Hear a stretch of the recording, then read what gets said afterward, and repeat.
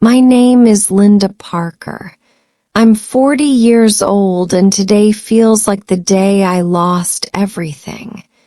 I'm seated on a frigid bench in a quiet park here in Riverdale. The night air bites at my skin.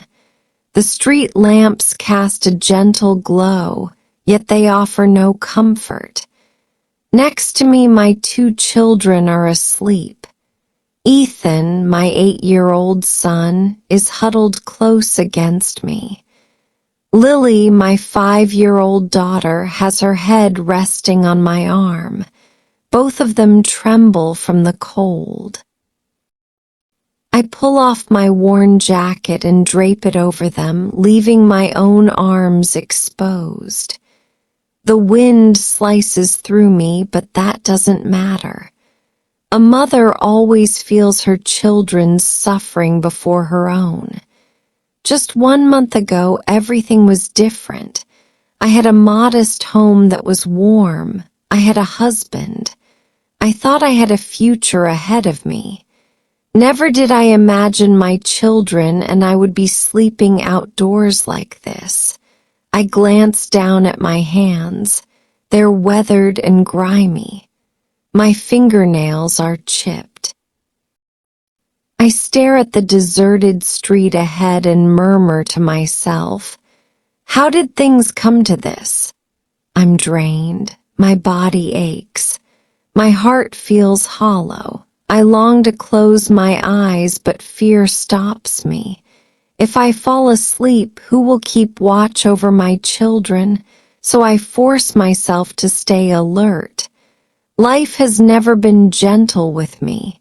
Even as a child, my parents were killed in an accident when I was very small. I was raised in foster care. I had no siblings. No one was there to shield me.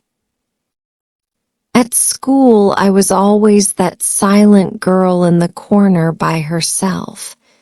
Because of this, I yearned for just one thing, a family, a genuine family, a place of safety. That dream seemed within reach when I met Robert. Robert had charm and confidence. He spoke gently and smiled frequently. He promised me, Linda, I'll look after you. You'll never be alone again. I trusted him completely. We married, and for some time, life seemed calm. When Ethan and Lily came into the world, I felt certain my dream had finally been realized. I remained at home.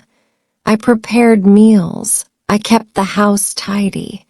I tucked my children in each night. I existed solely for my family, but people transform. Over this past year, Robert grew detached. He stopped speaking with me. He returned home in the late hours. Sometimes he carried the scent of strange perfume. When I questioned what was troubling him, he yelled at me. "You're dull," he said one time. "I need something more from life." His words wounded me terribly, yet I remained silent. I was determined to preserve my family. Then the absolute worst day arrived. It was a bitter winter evening. Snow poured down heavily in Chicago. The roads were blanketed in white and the wind was harsh. Robert arrived home, but he wasn't by himself. A young, stunning woman accompanied him. Robert stared at me with hollow eyes and declared, "Get your belongings together. I want a divorce." I couldn't catch my breath. "Please," I pleaded. "Where are we supposed to go? What about the children? It's freezing out there." He showed no concern. He tossed our bags onto the pavement. He forced us outside and slammed the door behind us. The echo of that door shutting still haunts me. Ethan and Lily sobbed, shouting for their father. but the lights in the house went dark. We stood there utterly alone. With no other options, we made our way to the bus terminal. I checked the cash in my pocket. It was barely anything. Robert had controlled every one of our bank accounts. "Mama, I'm starving," Ethan murmured. "Mama, I'm freezing," Lily whimpered. I pulled them close and told them a lie. "Everything's going to be fine." I looked online for an affordable place to rent. I located a room and handed the landlord every dollar of my savings in cash. But when we got there, the key wouldn't turn. A stranger answered the door and revealed the reality. "You got scammed," he said. "That happens all the time." My money had vanished.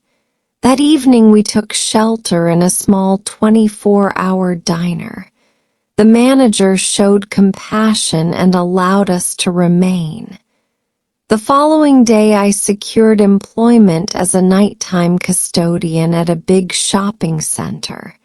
The wages were extremely modest, but I had no alternatives.